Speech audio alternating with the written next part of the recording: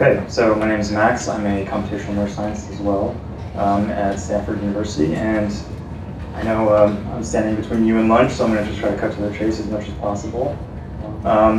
Mental health in Japan is a huge societal challenge. It's been that way for a long time, and it directly relates to the mother of all societal challenges in Japan related to demographic trends and an aging population. Because if you're a person who is struggling with your health, whether it's physical or mental, it's very difficult to participate fully in the workforce, it's difficult to develop relationships and maintain them, and to start a family ultimately. So a lot has been put into this problem over a decade with very little progress. And so the question is, why is it that so little progress has been made related to these mental health trends? Now, I think the clear answer to me is that mental health really lacks the ability to measure what we're trying to actually address. So if you look at medicine across the board, some of the biggest revolutions were due to being able to measure something that previously wasn't visible in the body. And you can think about blood pressure, you can think about blood glucose or heart rhythms. All of these things, when you got the capacity to measure the actual signal, physiological signal, you could then actually start to really think about how to develop better interventions. Mental health, however, is still in this pre-measurement paradigm. We don't have any actual way to measure the mind. Really what happens is if you go take your questionnaire screening for a mental health condition, the first thing that you encounter is a question that asks you to reflect on the last 2 weeks of your life and think about how many times have you felt lonely or depressed. So you're relying on your memory. And just to make my point, imagine if we actually diagnosed physical health conditions in this way. What if we were to ask you in the last 2 weeks, how often did you feel tired after a meal? Or for sleep apnea, how often do you remember waking up last night? Instead, we have actual quantitative measures of blood glucose that we can actually use to diagnose diabetes. And for sleep apnea, we can measure blood oxygenation. This is kind of the example of what I'm talking about when you move post memory as a scientific instrument. So I just described self-report as one method for measuring mental health right now that exists. It's very scalable in the sense that it's very easy to do, but it's inaccurate.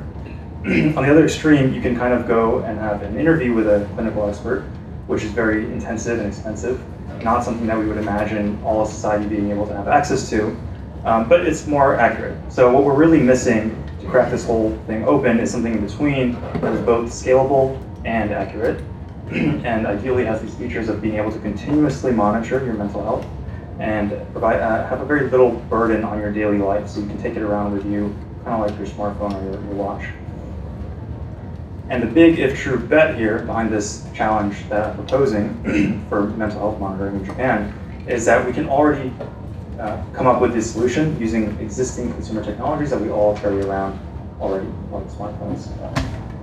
There's already a ton of research in Japan that scientists are finding different sensors, smartphones, smartwatches, video game behavior. All of these things tell you a little bit about your mind when you pay attention to the right signals. And the only problem is that all of these researchers are studying different things. Some people are studying one aspect of depression, and another person is studying a different aspect of depression. They're measuring outcomes differently, they're using different sensors. Nobody is thinking about how can we put this all together and see just how far we can push this approach. So what we really want is to take advantage of, these days AI is really great at combining a bunch of different signals to get something greater than the sum of the parts. And what we really need is an incentive in the research community to do this. It's a really ambitious project because there's a high risk of failure, but the big if true kind of bet is that if you really can make this work, it would be transformative. So the design of this challenge, as Doug alluded to this morning with the DARPA challenge around autonomous vehicles, you offer a big financial incentive for teams to compete. In our case, we're going to have teams competing to predict a variety of clinical measures related to several mental health conditions all at once from a fixed set of data that is coming from smartphones and wearables. Now, the way that this kind of competition works to help the field is that it lowers the barrier to entry for people. It basically turns this whole thing into a classic machine learning problem, and we've seen in the last 10 years machine learning has progressed so fast because of this kind of framing. So by taking the headache out of recruiting participants, collecting data, we can allow more people to participate and contribute to this research area. But then we ask them to raise the bar for what they're trying to achieve. So I'm not going to go through all 6 of these metrics, but all 6 of these have been very carefully incorporated into the challenge design in order to really make sure that whatever comes out of this challenge is something that can be deployed in the real world and ideally basically be ready to become the basis for a product and a company that could completely change the world.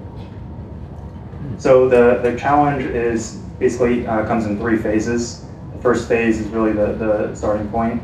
It's costs about 700 million Japanese yen, and it involves over 1,000 participants we were collecting data from. And then kind of the subsequent phases become more and more realistic in the settings that you were collecting data, and also a larger scale.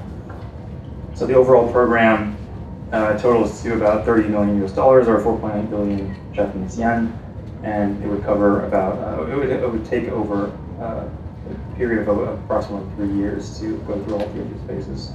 I think, however, that with actually clever partnerships with industry, some of these companies that build these wearables and devices, you can probably reduce the cost by about 20%. I just want to take the last bit of time to zoom out and think about what the long-term vision for this kind of work is. So last week, I think we all heard about the typhoons that were coming for Japan, and because of weather observatories, we were able to know far in advance and make preparations and arrangements to, just to handle what could happen. Now, what if we could do the same for mental health? What if we had observatories that could predict in advance when a mental health crisis was coming, and we could allow ourselves to do something that actually changes? I think that this is kind of the first step in that direction, building the infrastructure for that, and it would basically be the testbed for every future mental health technology to be vetted against. I think Japan is perfectly situated to lead this. Thank you.